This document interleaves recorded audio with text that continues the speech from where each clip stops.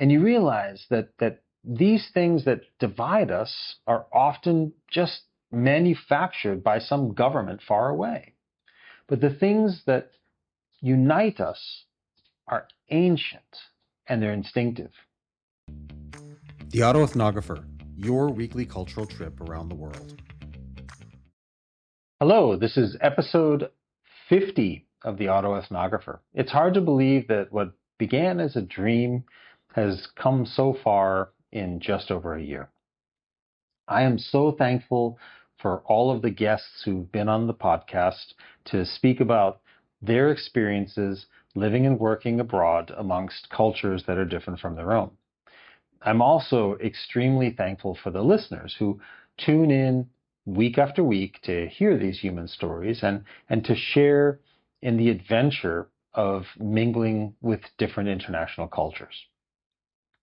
Most of all, I need to thank my wife, Bernie, for all of her patience when she's heard me grumble about the tech failures, being stressed about getting an episode out on time, and deliberating who's going to be the next guest. Thank you very much for your understanding.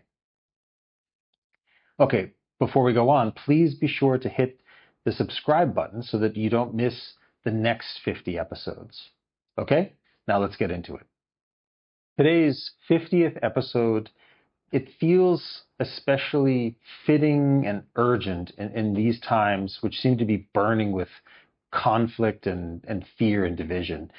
And it's this simple idea. People are not their governments. Nations are not monoliths. Governments make decisions. People make dinner, raise children, dream of a better life. And that's where our empathy has to begin. I want to spend the next few minutes exploring what happens when we forget the truth and what becomes possible when we remember it.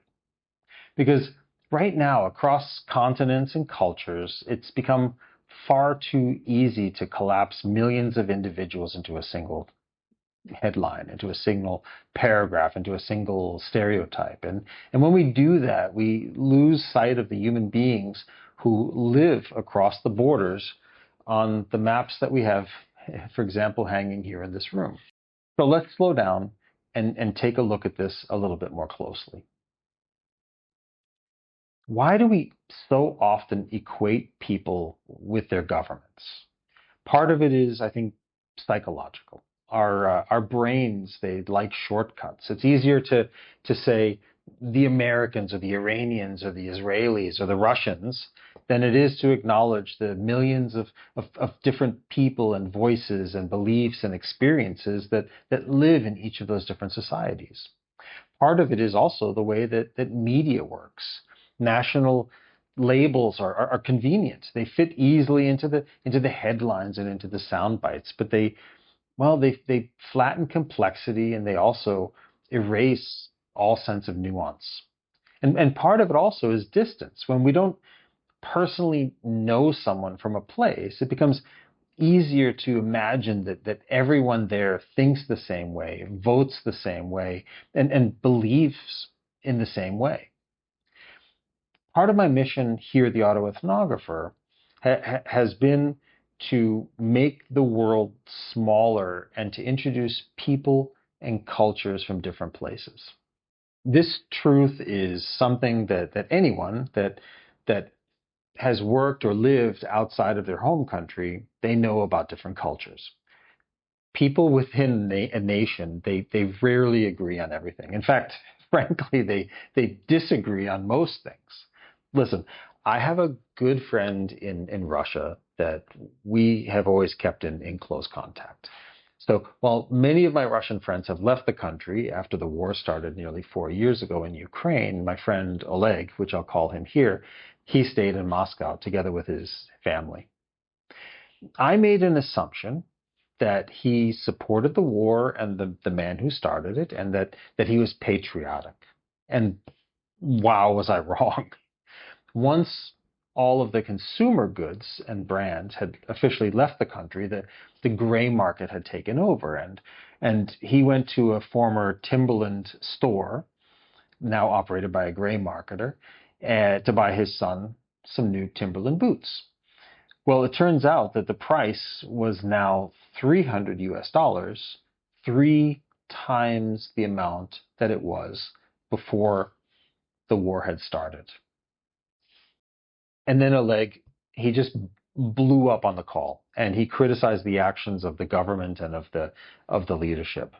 The economy, it was tanking. The interest rates were over 20%. The currency value was cut by 75%, and inflation was just running away. Even the food supplies were somewhat constrained because there were no local options to replace many of the previously imported goods, like cheese, for example. It turns out that my assumption was completely off. Oleg, he didn't support the country's government and the decisions at all. And he was concerned with the well-being of his family. And what the government had decided, what they were doing, in his eyes, was completely unforgivable. These perspectives and these moments, they remind us that real people are far more interesting than the narratives that are assigned to them by the media or even by ourselves. Let's go deeper into that. Most people in any country are not political actors. They're not sitting in a war room or drafting policy. They're not shaping geopolitical strategy. They're parents, they're students, they're workers, they're caregivers, they're people that are just trying to make it through the day. Their concerns are human and immediate. Will my children be safe? Will I have enough to eat? Will I be able to afford my medicine? Will my family have a future? These are not the concerns of governments. These are the concerns of human beings. And when we forget that, we risk dehumanizing an entire population. To illustrate that, here's a quick story about an experience I had in Vietnam about 3 years ago. I was living in corporate housing in Hanoi while working for a local automaker there. Every evening, I would go for a long walk after the sun set and the heat had dissipated during the hot season. My company wasn't just an automaker, but they also were a builder, and I would walk through one of the big building projects, a neighborhood full of villas that the company had erected the year before. On one particular evening, I was walking down a street where the occupancy rate was extremely low and the new neighborhood was frankly still quite empty. In front of one of the few occupied buildings, there was a family that had set up a table and folding chairs and a charcoal grill on the sidewalk in front of their house. They were sitting there drinking beer, eating grilled meat and other prepared foods, just having a wonderful time. As I walked past, I greeted them, they waved back, and I was just about to pass when the head of the household, he called out to me. I turned around, and then he graciously, motioned for me to join them. I ended up sitting there for the evening, drinking and eating and having a rudimentary conversation with a lot of help from Google Translate. We couldn't understand each other very well, but the drinks and the smiles and the food, they brought us together. By the time that I left, I had met his family. I had told them about my grown children back in the United States. The world, it seemed really small around that table as the borders melted away. What did we not talk about? The Vietnam War, as the Americans call it. The Vietnamese call it the American War. In the US, popular culture still fixates on this war from 50 years ago, mostly through film and through books. The war is still depicted in a way that's got raw messaging and unfinished stories. Just say the word Vietnam in a room in the United States, and it conjures up images in people's minds of the war, not of the culture, not of the country. But in Vietnam, A country that was decimated by American bombings, they have closure, full closure. No one talks about the war. The nation has moved on and is instead focused on its future and not fixating on its past. A tour boat operator in Halong Bay, he told me about this moving on, this closure, about this national sentiment. And frankly, sitting there for hours with his family, it drove that point home. It's moments like these that reveal the truth that the headlines simply will not tell you. So let's talk about the lowest common denominator, the universal human needs that cut across every border, every language, every ideology. People want safety, they want shelter, they want food, they want health. People want belonging. People want hope. These aren't Western values, they're not Eastern values. They're not Christian or Muslim or Jewish or Buddhist or Hindu values. These are human values. When you sit at someone's kitchen table, politics, they fade away. And humanity, it moves to the forefront. You see the parent who wants their child to thrive. You see the elder who wants peace in their final years. You see the young person who wants opportunity instead of conflict.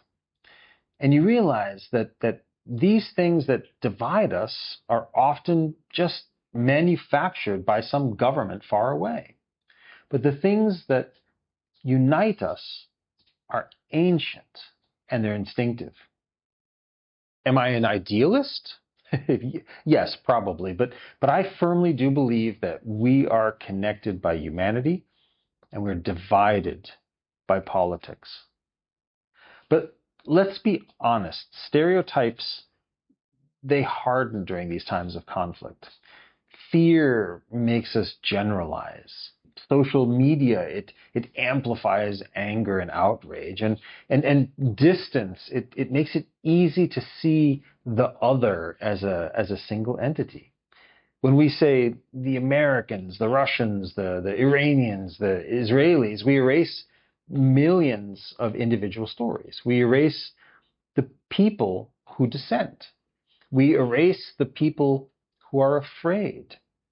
And we erase the people who want peace, but feel powerless to bring it to be.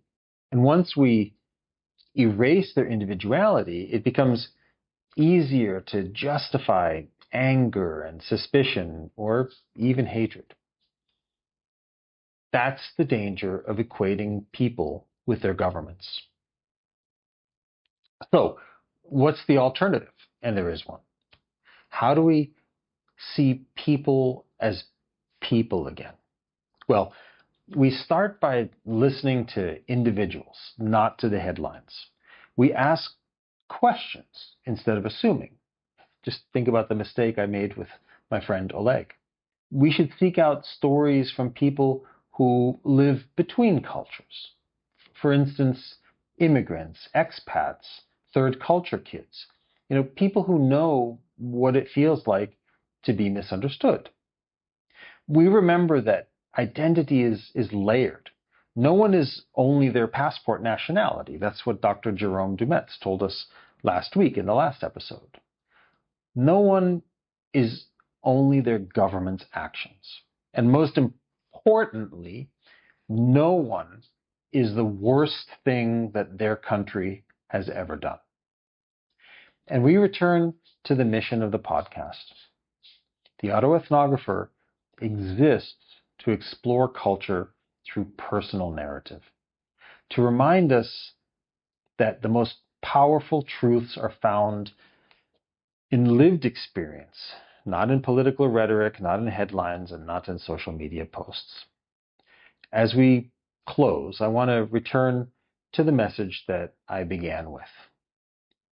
People are not their governments. Nations are not monoliths. Governments act, people live.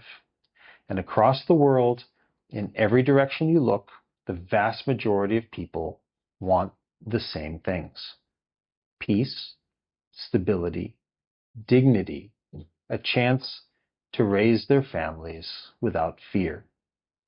If we can hold on to that truth, even in moments of conflict, then we can resist the pull of dehumanization. We can resist the urge to generalize. And we can begin to rebuild the fragile threads that connect us.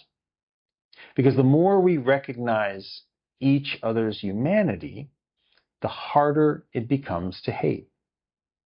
And the easier it becomes to hope. That's my message on the 50th episode of the Auto Ethnographer. A message of hope, of peace, and understanding. If this message resonated with you, be sure again to hit the subscribe button down below. With that, I'll say it like I always do. Keep on driving. Thank you for joining us on today's journey. Please remember to like and subscribe to the Auto Ethnographer and leave us a rating or comment. For more information, visit our website at auto-ethnographer.com. You can also follow on Instagram, Facebook, and LinkedIn.